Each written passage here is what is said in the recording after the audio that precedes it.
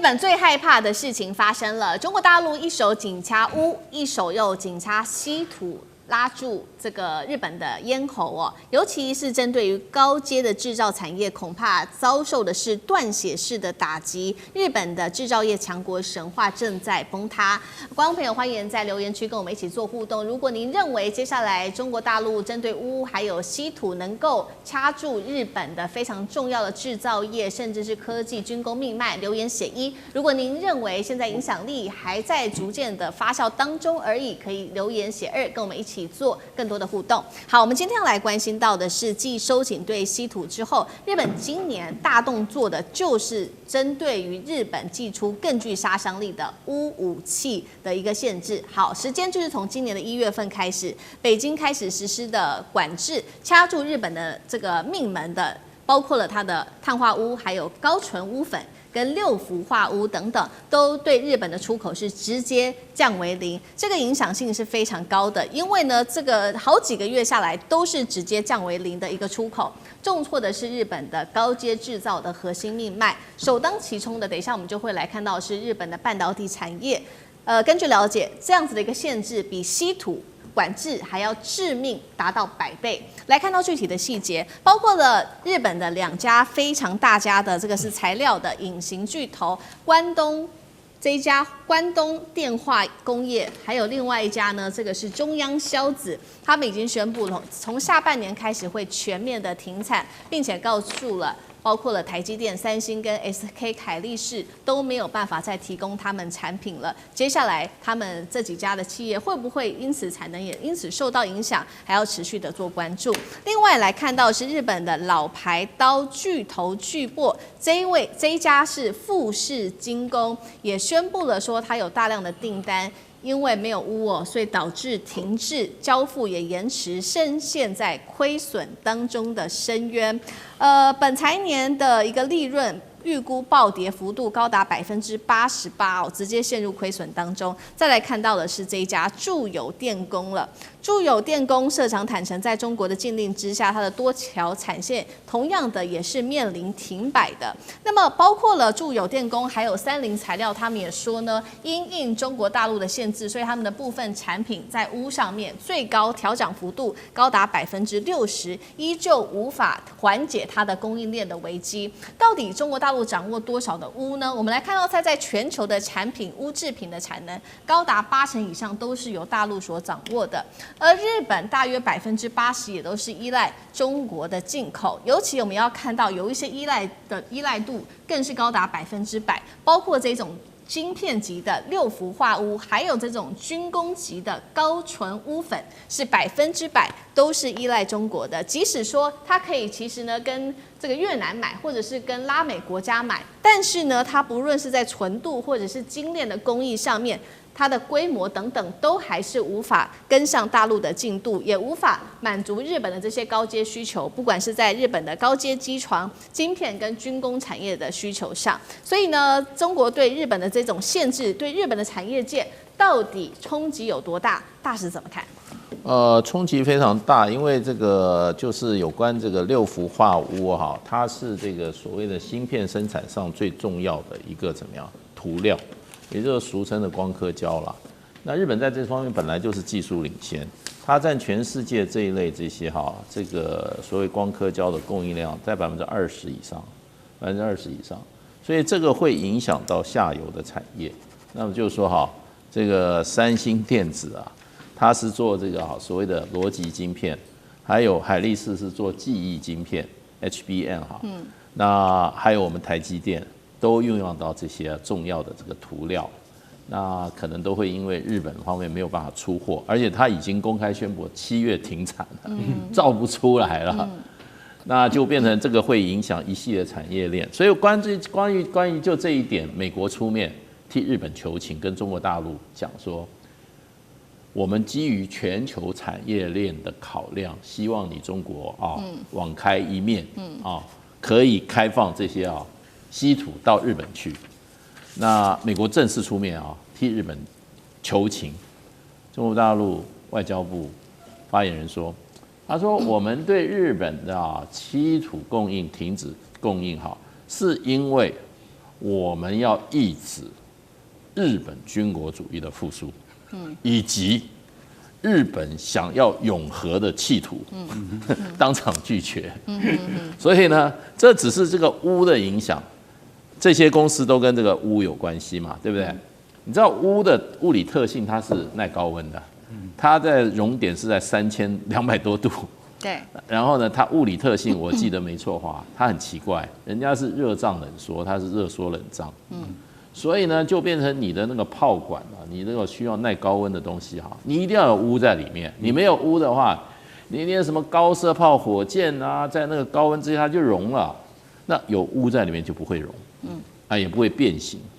所以这个东西太厉害，所以中国大陆就明讲，我就是不要你搞军国主义，所以我就把它禁掉。另外还有一个东西，因为中国大陆对日本的这个稀土供应啊，除了钨之外，还有很多项镓啊，还有这个锑。还有重要的瓷土的原料，所以日本还有一个很重要的一个大公司叫信越化学这个日本是它出什么有关瓷类的产品，就会产生磁性。你知道瓷在这个发动机里面扮多大重非常重要，是它是一个基础性原料，现在也没有了。信越化工也说对不起，磁铁到7月为止，我就没办法生产了。你知道没有磁铁的话，很多汽车工业、很多机械工业，对不起，都停产。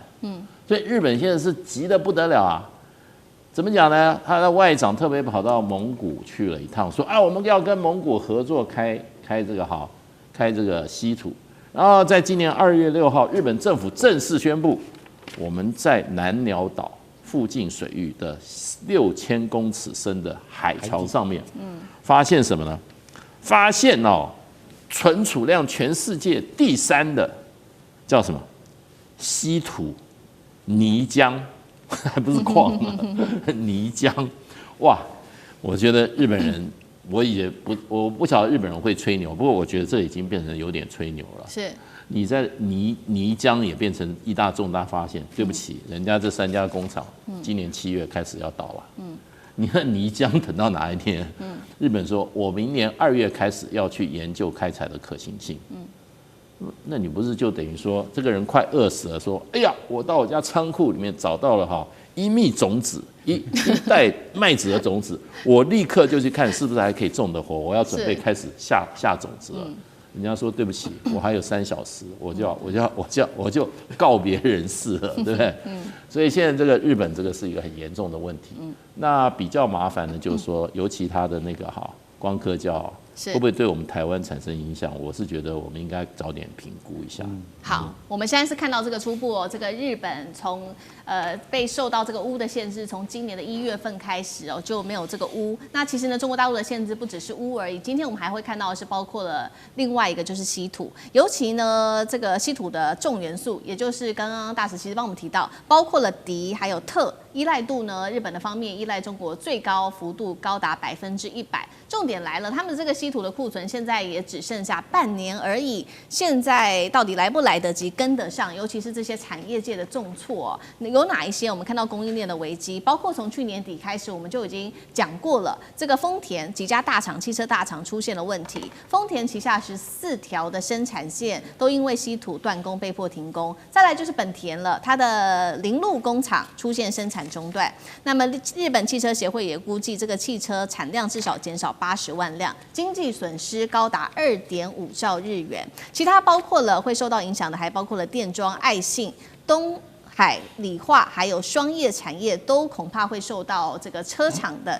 减产而受到危机重挫，供应链重挫。那日本的产业根据专家的说法，现在呢说会进入到第4个失落的10年，原因就是在于日本的制造业的衰退已经不是单一的产业问题，会影响到是整个国家的竞争力。那么尤其是日本的这些很重要的原料都掌握在大陆的手里，现在大家对于这个日本的整体的市场或者是日元都开始信任度在松脱，那么导致资金撤离、投资放缓、产业外离等等的现象，上次哥怎么看？好，我想中国大陆怎么会不知道现在日本本身的经济就有好大的问题？怎么会不知道日本的国债其实现在来讲也是8点多兆美元，1300多兆的这个日币。每年的1/3财政收入也要还这个债务，所以这是日债。然后日币的最近非常非常弱哦，尤其美元强势跟波湾战争这个部分来讲，那么日本央行其实才刚刚通过说他们其实就是已经加码一息，可加码一息当中，其实看到对日币本身好像也没有太多的影响，所以我们其实知道这个整个产业结构的问题，中国大陆怎么会不知道？所以中国大陆在去年10月的时候，高市早苗说了台湾有事，日本有事的时候，一开始是出招，是你的观光文化产业当中，包括两边的一些民间交流，包括演唱会不让你办了，很多这个日本明星都受不了，然后日本的年轻人部分也是受到影响。好，然后呢，最重要当然是今年1月的时候宣布了有关这个所谓军民两用物项有1005项，而且它有具体点名哦。有20家基本上是管控的，包括30，包括川崎，包括 NEC 这些超大型的公司，因为他们底下有好多其他的小公司或他们的产业链，有20家的关注。刚刚是你念到的那些东西都不在这40家的名单当中，也就是说4个月下来，大家撑5个月下来用他们自己的库存。可是现在你看到的，虽然30跟川崎没有出来说啊，他们完蛋了，他们还在用，可是跟他周边的产业链有太多都已经活不下去了。所以呢，这里头对日本的经济的根本性的结构性的打击到什么样的地步，我觉得是最近我们才感受到这个部分的严重性。而当然里头最厉害的还是跟稀土有关，稀土所延伸出来的部分是比日本想象中，而且他们先前还硬着觉得自己还有库存，好啊，你有啊，但是你就烧掉了，用了4个月之后，终于连库存都没有，而且没有替代方案。刚刚其实大家讲的那些东西，包括你说挖到什么东西，都不是你现在3秒钟能够做出产业链。现在单你现在花了更多的价钱，我们想钨来讲，现在都已经涨了200%多，就是它涨价。那特别是一些半导体要用到的，所以现在其实说光产业之外，国防航太日本全面的崩塌，半导体跟光学全面的崩塌。而现在其实到核心是什么？最近其实中日有好多东西，河野洋平因为刚刚过世，本来6月中旬的时候，6月下旬，河野洋平要带最大的一大坨民间的部分要去跟日本，因为河野洋平对中国大陆还是认为是老朋友，但他死了，所以你连最后一个可以跟中国沟通的窗口都没有了。而这个东西背后是最有日本关键，影响什么呢？日本的汽车跟日本的各类的电子业，这应该是日本的心脏，产业的心脏。所以呢，一旦逐步到这个地步的时候，我不相信在现在包括日本汇率本身，日元有很大的问题，还有日本债务的部分问题，还要给美国5000亿美金，这些加总起来，高市早苗还受得了。对，所以我们现在看到中日关系在这个政治上面的关系降到冰点，同时直接重挫的是日本的经济表现。那被形容是这个失落的第4个10年，可不可以说它的强国的制造业强国神话正在崩塌？那干哥又怎么解读？对啊，我刚才就想到，如果连川崎重工跟30都受到影响的话，那日本就完蛋了。你真的，你不要不见棺材不掉泪啊！这种企业啊都受到影响的话，那日本的神话就真的破了。你知道，这就是钨以外的这些稀土的风险，造成他们的汽车产业多少公司，当初他们都说，在去年年中的时候都说，我们已经分散风险了哦，我们早就知道了。你知道我们什么时候开始分散那个风险的吗？我们从2010年就知道要分散。为什么？就是因为钓鱼台事件啊，我们对岸我们的大陆朋友说钓鱼岛事件，对，从钓鱼岛事件开始，大陆说我不是不卖你哦，我只是开始审核啊，管控啊。他们从那个时候就开始发现不太对劲了。2010年那个时候他们就开始有被收紧。你说像这种就特别的那个金属元素稀土里面的，他们就发现说。就偶尔他就会来一个，来审核啊，照会，通知什么意思？通知就是说东西不能马上卖给你，啊，要经过层层关卡、文书作业。你知道碰到这种东西，我们头最痛的，尤其是这种汽车产业，它没有办法给你拖延的，因为他们都有生产计划跟目标，每个月都要达成的，不然 KPI 就不见了。然后就开始发现说，10几年前就开始有这样子的。就你知道，像什么爱知制钢，还有什么武藏精密工业，他到去年年中的时候问下来的时候，他们还说，